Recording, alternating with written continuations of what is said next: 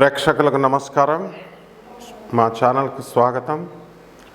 ముందుగా మా జ్యోతిష గురువులైనటువంటి మధుర కృష్ణమూర్తి శాస్త్రి గారికి, అలాగే బెంగళూరు వెంకటరామన్ గారు, Shakuntala world human computer Shakuntala Devi గారికి వారి యొక్క పాదపద్మాలకు నమస్కారం చేస్తూ, మరి ఈ రోజున మనం శుక్ర మహాదశ వస్తే ఏమిటి, ఈ 12 రాశుల పైన వాటి యొక్క ప్రభావం ఏ విధంగా ఉంటుందో మనం చూద్దాం.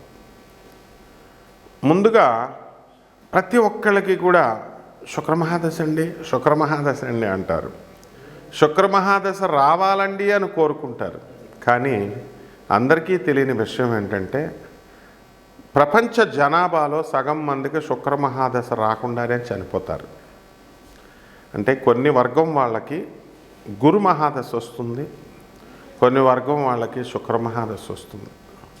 శుక్రమహాదశ వచ్చేటటువంటి బ్యాచ్కి గురుమహాదశ రాదు, గురుమహాదశ వచ్చేటటువంటి బ్యాచ్కి శుక్రమహాదశ రాదు. ఎక్కడో అరుదుగా ఈ గురుమహాదశ తర్వాత మనకి 16 సంవత్సరాలు, ఆ తర్వాత శని మహాదశ ఒక 20 సంవత్సరాలు, 36 అయిందా, 36 తర్వాత మనకి ఈ యొక్క గురుమహాదశ 16 ప్లస్ శని 19 అంటే 35 అయింది. ఇక్కడికి గురుమహాదశ వచ్చే బ్యాచ్కి 16 శని మహాదశ 19 35 ప్లస్ బుధ మహాదశ 17 35 17 52. తర్వాత వచ్చేటటువంటిది మనకి కేతు మహాదశ 7 57 7 64. ఈ విధంగా మనం వెళితే కేతు మహాదశ తర్వాత ఎప్పుడో మళ్ళీ శుక్ర మహాదశ రావాలా. ఆ తర్వాత అందువలన అంటే 65 సంవత్సరాలు దగ్గరగా ఒక చక్రం తిరిగినప్పుడు గురుమహాదశ వాళ్ళు ఎక్కడో టచ్ అవుతారు. శుక్రమహాదశ ముసలాళ్ళు అయిపోయిన తర్వాత శుక్రమహాదశ అనేటటువంటిది వ్యర్థం అన్నమాట. గురుదేవులైనటువంటి దత్తాత్రేయ స్వాముల వారు మరి గాణగాపురంలో ఒకసారి ఒక చాకలి వ్యక్తి కోరుకుంటాడు వరం, గురుదేవా మరి నేను రోజు మీ బట్టలు ఉతుకుతున్నాను, అందరి బట్టలు భక్తులే ఉతుకుతున్నాను. ఈ రోజున భీమా అమరజా నది సంగమానికి మరి ఒక రాజుగారు తన చెలికెత్తలతో రాణులతో పరివారంతో రాజా టీవీ అనుభవిస్తున్నాడు. మరి అదంతా కూడా చూసిన తర్వాత నా మనసు చెదిరింది, నాకు కూడా ఈ జీవితం ఎందుకు రాజాలాగా బతకాలా అని అనిపిస్తోంది. అంటే అలాగే నిన్ను రాజుని చేస్తాను అంటాడు. రాజుని చేస్తానంటే శుక్రమహాదశ. అప్పుడు ఆయన ఏమంటాడు, అయ్యా నేను ముసలాడిని అయిపోయాను ఇప్పుడు గురుదేవా, అందువలన వచ్చే జన్మలో చేయండి అంటే గుల్బర్గా మహారాజుగా చేస్తాడు ఆయన్ని. అతనే రవిదాస్. మరి ఈ విధంగా మనకి శుక్రమహాదశ అనేటటువంటిది వయసులో ఉండగా వస్తే అది ప్రయోజనం తప్ప మనకి ఈ యొక్క దశ మా వార్ధక్యం వచ్చిన తర్వాత వచ్చిన ఉపయోగం ఉండదన్నమాట.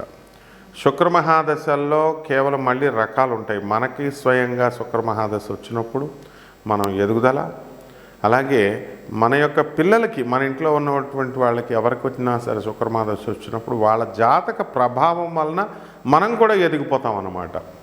అంటే వాళ్ళు పాపం వాళ్ళ యొక్క 20 సంవత్సరాల కాలం మన దగ్గర ఉంటారు కాబట్టి వాళ్ళకి రావలసినటువంటి రాజమర్యాదలు కానీ, గౌరవం కానీ, లేకపోతే ధనం కానీ, మరి ఈ వైభోగం అంతా కూడా మనకి ఇక్కడే ఖర్చు అయిపోతుంది. తల్లిదండ్రులకు ఇచ్చేస్తాడు వాడు పిల్లడు. అందువల్లనే పిల్లల వల్ల తల్లిదండ్రులు డెవలప్ అవుతారు అంటాం. కాబట్టి ఈ శుక్రమహాదశలో అసలు ఏం జరుగుద్దండి అంటే అద్భుతాలు జరుగుతాయి. శుక్రుడు అంటే ఈ ప్రాపంచికమైనటువంటి సుఖాలు ఇచ్చేటటువంటి వాడు. మీకు 1కి 2 3 కొత్త కార్లు కొంటారు. ఒక్కొక్కరికి కార్లు అమ్మేసేటటువంటి లక్షణాలు ఉంటాయి.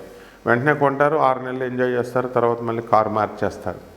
ఇల్లులు, విల్లాలు, బంగళాలు, ఆ తర్వాత ఈ యొక్క స్త్రీలు, మందు, తర్వాత ఈ యొక్క మృష్టాన్న భోజనాలు, ఎవరికి ఇష్టమైనటువంటి నాన్ వెజిటేరియన్ ఫుడ్డులు, ఇలా బ్రాహ్మణులు అయితే నాన్ వెజిటేరియన్ కాకుండా మృష్టాన్న భోజనాలు. ఈ విధంగా శుక్రుడు ఏం చేస్తాడంటే పిల్ల పాపలతో, భార్యలతో, రాణులతో రాజవైభోగాలు ఇస్తాడు. అటువంటి శుక్రమహాదశ మీకు కావాలా వద్దా? కావాలి అనుకుంటే కొన్ని చిట్కాలు ఉంటాయి. అసలు మన వ్యక్తిగత జాతక చక్రంలో అసలు ఆ శుక్ర మహాదశ మనకు తగులుతుందా, ఆ శుక్రుడు మనకి ఎంత బలంగా ఉన్నాడు, ఆ శుక్రుడు ఒకవేళ బలంగా ఉన్నా సరే అది ఎప్పుడు మనకి వికసిస్తుంది ఆ జాతకంలో, ఎప్పుడు మనం ఆ యోగాలను మనం అనుభవించగలుగుతాము, ఇలాంటి విషయాలన్నిటికీ కూడా మనం జ్యోతిష్కుల యొక్క అవసరం ఖచ్చితంగా ఉందన్నమాట. అంతేకాని యూట్యూబుల్లో చెప్పే వాటిని బట్టి లేదా పుస్తకాల మిడిమిడి జ్ఞానంతో బట్టి మేమంతా కూడా శుక్రమాదశ వచ్చేస్తుందండి, మాకు ఈ నక్షత్రం అండి, మాది కుంభరాశి అండి, మాది శతభిష నక్షత్రం అండి గురువుగారు, 3వ పాదం అండి, లగ్నం మాకు వృశ్చిక లగ్నం అండి, మాకు శుక్రమాదశ 1992లో వచ్చేస్తుందండి. ఏమిటిది? గురువు దగ్గరికి వచ్చేటటువంటి పద్ధతి అదేనా? మీరు ఎలా రావాలా? అయ్యా నేను ఈ ప్రాబ్లంలో ఉన్నాను, నేను ఈ చిక్కులో ఉన్నాను, మరి అటువంటి ప్రాబ్లం నుంచి నాకు విముక్తి చేయడానికి నాకు దారి చూపించండి అని రావాలా. ఏదో క్యాజువల్గా సరదాగా మనం ఆ యూట్యూబ్లో వచ్చేది, వాళ్ళ చెప్పేది, వీళ్ళ చెప్పేది, ఎవరు చెప్పినా ఒకటే ఉంటుంది. అలా కాకుండా మీరు చూసుకుంటూ ఉంటే జ్యోతిష్యాన్ని నవ్వుల పాలు కనుక చేసినట్లయితే మీ జీవితమే నవ్వుల పాలు అవుతుంది. నవ్వులాటకు జ్యోతిష్యం కాదు, it's a very serious mission. అందువలన ఇందులో చాలా జాగ్రత్తగా మనము ఈ శుక్ర మహాదశ మనకి ఎప్పుడు వస్తుంది, మనకి శుక్రుడు రివర్స్ ఫలితాలు కూడా ఇస్తాడు. ఇప్పుడు భార్య అనేటటువంటి ఆమె మరి సుఖాన్ని ఇస్తుంది, నీ ఇంటిని నిర్మాణం చేస్తుంది, నిన్ను గౌరవిస్తుంది, తన జీవితాన్ని అంకితం చేస్తుంది, తన తల్లిదండ్రులని ఫ్యామిలీని వదిలేసి నీ దగ్గరికి వస్తుంది. మరి నువ్వు కనుక సరిగ్గా ట్రీట్మెంట్ చేయకపోతే ఆమె బాధపడుతుంది. కొంతమంది మరి పెద్దల ఇంటర్ఫియరెన్స్ అనవసరంగా వీళ్ళిద్దరి మధ్య ఉన్నటువంటి గ్యాప్ని పెంచేసి వాళ్ళిద్దరు కూడా డైవర్స్ కారణాలు అవుతున్నారు. ఇది ఎప్పుడు జరుగుతుందంటే శుక్రుడు వ్యతిరేక దిశలో ఉన్నప్పుడు కానీ, వ్యతిరేక ఫలితాలు ఇచ్చేటప్పుడు కానీ, శత్రుక్షేత్రాల్లో ఉన్నప్పుడు కానీ మరి శుక్రుడు ఎప్పుడు కూడా మంచే చేస్తాడని అనుకోకూడదు, హాని కూడా చేస్తాడు. కాబట్టి మీరేం చేయాలండి అసలు ఫస్ట్ అంటే, ఈ హాని జరిగేటప్పుడు మనము భార్యే పడుతుంది, సుఖాన్ని ఇచ్చింది, మరి కష్టాన్ని కూడా ఆమె వేస్తుంది, పోలీస్ స్టేషన్ తీసుకెళ్తుంది, తప్పే ఉంది, కోర్టులో కేసు వేస్తుంది, తప్పే ఉంది, నీకు ప్రెస్టేజ్ ఎందుకు, నీకు పోలీస్ స్టేషన్కి లాక్కెళ్ళిపోయారండి, నువ్వు నా లాక్కెళ్ళిపోయావు, కోర్టులకు నన్ను ఇడ్చేసావు కాబట్టి నేను నీతో కాపురం చేయను, ఇవన్నీ కుదరవమ్మా. ఎందువలనంటే నువ్వు ఆమెను ఎక్స్ట్రీమ్ స్టేజ్కి తీసుకెళ్ళి సాగదీస్తే ఆడది ఎవరు కూడా ఇంచుమించుగా మీకు కోర్టులకు వెళ్ళరు, పోలీస్ స్టేషన్కి వెళ్ళరు. ఇది భారతదేశం, స్త్రీని గౌరవించే దేశం. కొన్ని పాతివ్రత్య ధర్మాలతో స్త్రీ కట్టుబడి ఉంటుంది. కొంతమంది మరి ఈ పోలీస్ స్టేషన్కి వెళ్ళారు, కోర్టులకు వెళ్ళారంటే యూ హ్యావ్ టు అడ్జస్ట్. అదే నాతి చరామి అంటే వివాహ వ్యవస్థలో. ఆమె కొట్టినా తిట్టినా నేను వదలను అని ప్రమాణం చేస్తావు, నువ్వే ప్రమాణం బ్రేక్ చేస్తున్నావు. మరి నువ్వు ప్రమాణం బ్రేక్ చేసి ఆ ఆడవాళ్ళ మీద తోసేస్తే ఎట్లా? కాబట్టి ఈ శుక్ర మహాదశ ముందుగా వికసించాలంటే ఫస్ట్ ఇంట్లో మీ తల్లి దగ్గర నుంచి ప్రారంభించాలి. తల్లిని బాగా చూసుకోవాలా, తల్లికి తిండి పెట్టాలా, తల్లి చెప్పేది వినాలా. ముసలాళ్ళు అయిపోయారని చెప్పేసి వాళ్ళని మరి దూరంగా వదిలేయడం కానీ, మరి వేరే అనాథ శరణాలయాల్లో ఓల్డేజ్ హోముల్లో చేర్చడం చాలా తప్పు. తల్లిదండ్రికి ఇద్దరు గుప్పుడు బియ్యం పెట్టకుండా తల్లినేమో అన్న ఇంట్లో పెట్టి 3 నెలలు, తల్లినేమో అదే టైంలో చిన్న తమ్ముడు ఇంట్లో పెట్టి వాళ్ళని సెపరేట్ చేసేటటువంటి, నిన్ను అలా సెపరేట్ చేసి పెంచారా వాళ్ళు? మరి భార్యకు భయపడి అలా చేస్తావా నువ్వు? Can't you convince your wife? నీ భార్యను నువ్వు ఒప్పించలేవా? మరి భార్య కూడా ఒప్పుకుంటుంది, ఏమండి బాబు మా భార్య ఒప్పుకోవట్లేదంటే నీ ప్రవర్తన బట్టి ఒప్పుకోదు. ఒప్పించుకునేటటువంటి వాళ్ళు ఒప్పుకుంటారు. హ్యుమానిటీ అనేటటువంటిది ఉంటుంది, మానవత్వం అనేటటువంటిది. కాబట్టి మీరంతా కూడా ఈ శుక్ర మహాదశ రావాలంటే ప్రారంభం తల్లి నుంచి గౌరవించాలా, తర్వాత నీ భార్యను గౌరవించాలా, తర్వాత నీ ఇంట్లో ఆడపిల్లల్ని, నీకు పుట్టిన పిల్లల్ని గమనించాలా, గౌరవించాలా. నీ చుట్టుపక్కల ఉన్నటువంటి స్త్రీలందరినీ కూడా కామ దృష్టితో చూడకుండా నువ్వు చక్కటి మంచి దృష్టితో నువ్వు చూసినప్పుడు మాత్రమే శుక్రగ్రహము వికసిస్తుంది. అంతేగాని యూట్యూబ్లో చెప్పేటటువంటి జ్యోతిష్కులు శుక్రుడు బొబ్బర్లు కిలో బొబ్బర్లు ఇచ్చేయండి, తర్వాత చక్కగా దానాలు చేయండి. మనకి ఇది తెలుపు వస్త్రాలు దానం చేయండి. శుక్రవారం నాడు దానం చేసేయండి, 6 గంటలకు చేసేయండి. ఒక 50,000 పట్టరండి, నాకు ఒక 1,00,000 రూపాయలు పట్టరండి, నేను శుక్రుడికి మనం పూజ చేసేస్తామంటే నీ డబ్బులు వేస్తే తప్ప 0.0001% రిజల్ట్ కూడా రాదు. ఫస్ట్ బేసిక్స్ నుంచి రావాలి మీరు. అలాగే వాళ్ళకి డబ్బులు వస్తాయేమో కానీ నీకైతే మాత్రం శుక్రుడు తోలు తీసేస్తాడు, అందులో డౌటే లేదు మళ్ళా. కాబట్టి ఈ యొక్క శుక్రుడికి ఈ మధ్యకాలంలో ఫ్యాషన్ అయిపోయింది. ఏమండి ఆ టెంపుల్కి వెళ్తున్నామండి, ఈ టెంపుల్కి వెళ్తున్నామండి, అక్కడ జపాలు చేయించామండి, ఇక్కడ పూజలు ఇవి ఏమీ కూడా ఉండవు. స్త్రీ శాపం, శుక్రశాపం అంటే స్త్రీ శాపం. తల్లి శపించిందంటే ఇంక నువ్వు నీ జన్మలో, ఈ జన్మలో కాదు ఇలాంటి 7 జన్మలో నువ్వు పైకి రావు. నీ పెళ్ళం శపించిందంటే 14 జన్మల పైకి రావు నువ్వు. నీ కూతురు శపించిందంటే 21 జన్మల బయటికి రావు. Multiples of 7. ఇందులో ఎవరికి ఎనీ అబ్జెక్షన్ ఉంటే డైరెక్ట్ నా నెంబర్ ఇస్తున్నాం, నా నెంబర్కి కాల్ చేసి మాట్లాడవచ్చు. I challenge everyone. అంతేగాని చదువుకున్నాం మేము, చదువుకుంటే చదువు నీకు కన్నింగ్నెస్ నేర్పుతుందా? వీడియో చూస్తున్నప్పుడు ఏంటి కామెంట్ చేస్తారు మీరు? మంచి చెప్పేది వినరా? మంచి చెప్పేది ఎక్కదా? మీ తల్లికి మీకు తిండి పెట్టమంటే మీకు భారంగా ఉందా? మీ పిల్లల్ని బాగా చూసుకోండి అంటే మీకు భారంగా ఉందా? టైటిల్ ఒకటి, సొల్లు ఒకటి అని కొంతమంది పెడుతూ ఉంటారు, అందరికీ పెడుతూ ఉంటారు. This is my class room. నేను చెప్పేదే వేదం ఇక్కడ. ఇష్టమైన వాళ్ళు వినొచ్చు, లేని వాళ్ళు they have to quit out of the class. I'm the professor. అందరు చెప్పినట్టు పిలక పట్టుకున్న పంతులు కాదు నేను. కాబట్టి ఈ శుక్రుడు, శుక్రాచార్యుల వారంటే ఏమనుకుంటున్నారు అసలు? శుక్రుడంటే రాక్షసుల గురువు. ఆఫ్టర్ ఆల్ దేవతల గురువు అయినటువంటి బృహస్పతికి గురుడికి కూడా గురువు ఆయన. తమాషాగా ఉందా? శుక్రాచార్యుడు అంటే జైళ్ళకి పంపించేస్తాడు 498A కేసులు పెట్టి. ఏంటది 498A? కట్న వేధింపులు, గృహహింసలు. భార్య పెట్టేస్తుంది కేసులు నాయన. 494 IPC, రెండో పెళ్ళి, బైగామి చేసేసుకుంటున్నారండి. 495 నీకు బెయిల్ రాదురా నాయన. 495 పెట్టేసిందంటే నీ పెళ్ళం, నీకు అసలు ఇంకా జీవితాంతం బయటకు రాలేవు. మళ్ళీ జాలిపడి ఆ లాయర్లు ఆ సెక్షన్ని మారుస్తారు 495 కింద. ఆ జడ్జీలు దయతలిచి వీడి జైల్లో కుమ్ము మగ్గైపోవాలని చెప్పేసి వాళ్ళు 494 కింద మారిస్తే ఒక పోలీస్ ఆఫీసరు, ఒక చక్కగా ఒక ల్యాండ్ కౌన్సిల్ లాయరు, జడ్జి ముగ్గురు ఒప్పుకుంటేనే పబ్లిక్ అప్పుడు మాత్రమే సెక్షన్ మారుస్తారు. ఇవన్నీ నీకు తెలియదు సామాన్య మానవుడు. అబ్బే మా పిల్లని బాధేస్తా, అబ్బే మా పిల్లం ఎందుకు పెట్టాలా కేసులు అంటావు.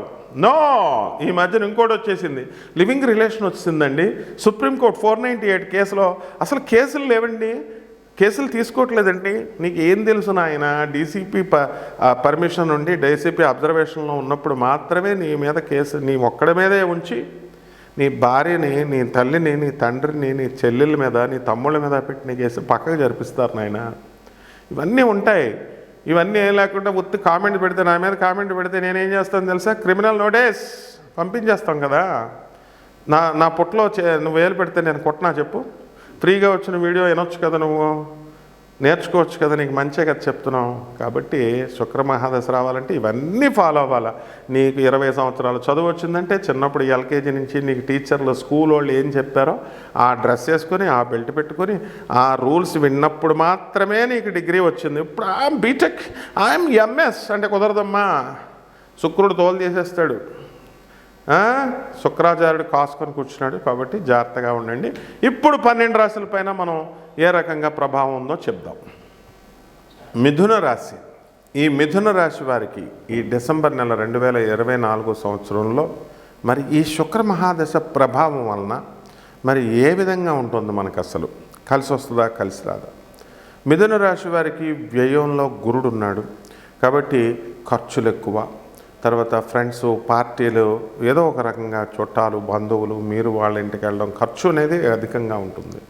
అలాగే ప్రభుత్వ సంబంధమైనటువంటి వ్యవహారాల్లో కాస్త వ్యతిరేకమైనటువంటి ఫలితాలు అనేటటువంటిది మనకి ఈ యొక్క రవి మనకి డిసెంబర్ 15 తర్వాత ధనుసు రాశిలో మరి ఉండడం, అంతకుముందు 2 వారాలు కూడా మనకి వృశ్చిక రాశిలో ఉండడం వల్ల కాస్త వ్యతిరేకమైనటువంటి ఫలితాలు రావడం జరుగుతాయి. కాబట్టి ఈ యొక్క రాశి వారు ప్రభుత్వం నుంచి వ్యతిరేకత అనేది వచ్చింది కాబట్టి కేసుల్లో, పోలీస్ స్టేషన్లు కానీ కోర్టు కేసుల్లో కానీ ఇరుక్కోవడానికి అవకాశాలు ఉంటాయి. కాబట్టి అటువంటి అసాంఘికమైనటువంటి వ్యవహారాల్లోకి వెళ్ళకండి. ఇక ఈ యొక్క మిథున రాశి వారి యొక్క జాతకంలో స్టూడెంట్స్ ఎలా ఉంటారంటే మందకొడిగా ఉంటారు. కానీ విదేశాలకు సంబంధించి వీళ్ళకి వెళ్ళాలేటటువంటి విశ్వవిద్యాలయాలలో వీళ్ళకి సీట్లు రావడం జరుగుతాయి. కోర్సుల్లో వీళ్ళు కోరుకున్న కోర్సుల్లో సీట్లు రావడం జరుగుతాయి. అవేమీ కూడా అడ్డు ఉండవు. కాకపోతే విదేశాలలో ఫస్ట్ ఇయర్ చదువుకుంటున్నటువంటి పిల్లలు అనారోగ్య కారణంగా మీరు డిటైన్ అయ్యి అక్కడ పరీక్షలు సరిగ్గా రాకపోవడం వల్ల 2 సెమిస్టర్స్ పూర్తి చేసుకొని ఇండియాకు వచ్చి మళ్ళీ 1 సెమిస్టర్కి వెళ్ళడం కోసం ఇంకా ఇక్కడ అక్కడ వెళ్ళడం అనేటటువంటిది ఆ ప్రోగ్రాం ఆగిపోతుంది. కాబట్టి ఈ విధంగా భార్యాభర్తల మధ్య అన్యోన్యత అనేటటువంటిది ఏదో కాపురం చేస్తున్నారు కాబట్టి, కానీ అన్యోన్యత అనేటి ఉండదు. ఒరిజినల్ ప్రేమానురాగాలు ఉండవు. కాబట్టి దీని అంతటికీ కూడా కారణము మన యొక్క ఈగోయిస్టిక్ తనము అనేటటువంటిది మిథున రాశి వారు డిసెంబర్ నెలలో అర్థం చేసుకోలేకపోతారు. కాబట్టి అర్థం చేసుకున్న మరుక్షణం ఇవన్నీ కూడా జనంతో అనవసరమైనటువంటి వ్యక్తులతో అనవసరమైనటువంటి వ్యవహారాల్లో మనం వేలు పెట్టకుండా ఈ యొక్క శనీశ్వరుడు మనల్ని రక్షిస్తూ ఉంటాడు. కాబట్టి మనం జాగ్రత్తగా చూసుకోవాలి. అలాగే ఈ యొక్క శుక్రుడు డిసెంబర్ 2 నుంచి మనకి మకర రాశిలో ఉండడం, ఆ తర్వాత మళ్ళా శుక్రుడు డిసెంబర్ 28 తర్వాత మీకు కుంభరాశిలోకి వెళ్ళడం జరుగుతుంది. మరి ఈ యొక్క శుక్రుడు మనకి అష్టమంలో మనకి 28వ తేదీ వరకు డిసెంబర్ ఉన్నాడు. కాబట్టి అత్తగారుల వల్ల ఈ యొక్క పొడుపు మాటలు అంటే సూటిపోటి మాటలు ఇలాంటివన్నీ కూడా పడాల్సినటువంటి అవసరం వస్తుంది. స్త్రీల నుంచి మీకు వ్యతిరేకత అనేటటువంటిది రావడం జరుగుతుంది. స్త్రీలు పెట్టేటటువంటి హింసను ఆవిడ భార్య కావచ్చు, బయట ఆడవాళ్ళు కావచ్చు, కాస్త వాళ్ళు పెట్టే ఆఫీస్లో మీ బాసులు, లేడీ బాసులు అవ్వచ్చు, అసలు చిన్న కారణానికి కూడా తట్టుకోలేకపోతారనమాట. మీరంతా మనస్సును అలా మొక్కలు చేసేస్తారనమాట. కాబట్టి ఈ యొక్క శుక్రుడు మరి దీని తర్వాత ఏం చేస్తాడండి అంటే 28 దాటిన తర్వాత డిసెంబరు ఆఖరణ మీకు అద్భుతమైనటువంటి ఫలితాలు ఇస్తాడు. మరి స్థలాలు కొన్న వాళ్ళకి మీకు స్థలాలు ఆల్రెడీ ఇచ్చాడు. ఇల్లు కొనుక్కున్నాడు, 2 ఇల్లులు కొనుక్కున్నారు, రేంజ్ రోవర్ కార్లు కొనుక్కున్నారు, విల్లాలు కొనుక్కున్నారు. మరి తెల్లాపూర్లో, మోకిలాల్లో మరి ఇంకేం కావాలి మీకు? పిల్లల్ని మంచి కాలేజీల్లో వేశారు మీరు. సాహితీ ఇంటర్నేషనల్, శాంక్టియా మ్యారియా మరి ఇన్నేసి లక్షలు పెట్టి వేస్తున్నారు. మరి ఇంకా మీకు బాధ ఏముందండి చెప్పండి? ఇప్పుడు మిథున రాశి వాళ్ళకి ఏ బాధ లేదు. రైతులు కూడా బ్రహ్మాండంగా మీకు మంచిగా కలిసి వస్తారు, మంచిగా అప్పులు గిప్పులన్నీ తీర్చగలుగుతారు. కాబట్టి ఇవన్నీ కూడా ఇంకేమైనా కష్టాలుంటే మీ వ్యక్తిగత జాతక దోషాల వల్ల వచ్చినాయి. దీన్ని ఏ గ్రహం వల్ల పీడిస్తుంది, ఎందువలన అనేటటువంటిది మీరు మీ యొక్క వ్యక్తిగత జాతకాల కోసం మమ్మల్ని సంప్రదించండి. 24/7 మీకు ఎప్పుడు రెడీలో అవైలబుల్గా ఉంటాము. నాన్ కమర్షియల్ డబ్బుల కోసం మీరు భయపడాల్సినటువంటి పని లేదు. ఇతర జ్యోతిష్కుల మాదిరిగా చేయండి. తప్పకుండా మీరు బాగుపడడానికి మన ఛానల్ మీకు మంచి అవకాశాన్ని కల్పిస్తుంది. శుభమస్తు.